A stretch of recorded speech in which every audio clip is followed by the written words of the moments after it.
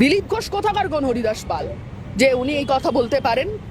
উনি যে ধরনের কথা বলে থাকেন ওই ধরনের কথা মানে মনে রাখা উচিত ওনার। উনি মন্ত্রী হয়েছেন সংবিধানের নামে শপথ গ্রহণ করে। সংবিধানটা ভালো করে পড়ে আসতে বলুন, কোন হরিদাস পাল, কে কোথাকার হরিদাস পাল, তারপর ভালো করে। এই বিজেপি সরকার ক্ষমতায় আসার আগে বলেছিল রান্নার গ্যাসের দাম যে মাসে সরকারে আসবে তার পরের মাসের 1 তারিখ থেকে রান্নার গ্যাসের দাম হয়ে যাবে 450 টাকা। কি বলেছিল রাজ্যের সরকার সেস তুলে নেবে, 2 টাকা দরে তেল বিক্রি হবে, জ্বালানি তেল 2 টাকা দরে বিক্রি হবে, পেট্রোল ডিজেল। এই তো বলেছিল। এখনো শুভেন্দু অধিকারীর পুরনো ভিডিও খুঁজলে সমস্ত পাওয়া যাবে। বলেছিল হকার উচ্ছেদ হলে আগে গিয়ে বুলডোজারের সামনে দাঁড়াবো।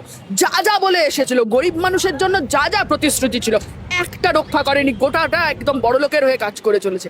অন্নপূর্ণা ভান্ডারের ফর্ম নিয়ে হাজার রকমের হচ্ছে যে তার শর্ত আসছে, আয়ুষ্মান ভারতের ফর্ম নিয়ে হাজার রকমের শর্ত আসছে।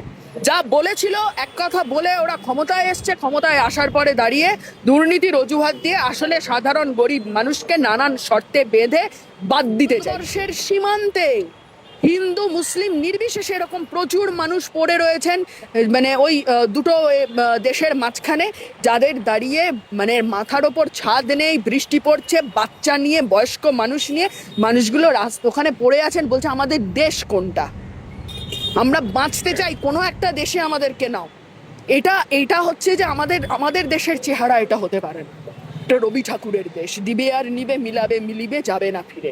সেই দেশে দাঁড়িয়ে কখনো এইভাবে আমাদের গণতান্ত্রিক অধিকারকে, আমাদের যে রাষ্ট্রের কাছ থেকে আমাদের যা যা সাধারণ নাগরিকের পাওনা আছে সেই অধিকারকে কাটেল করা, এইভাবে একদম বড় লোকেদের জন্য সরকার তৈরি করা, সরকার পরিচালনা করা, এর বিরুদ্ধে দাঁড়িয়ে সিপিআইএম গোটা। দেখলেন তো ভিডিওটা আপনারা।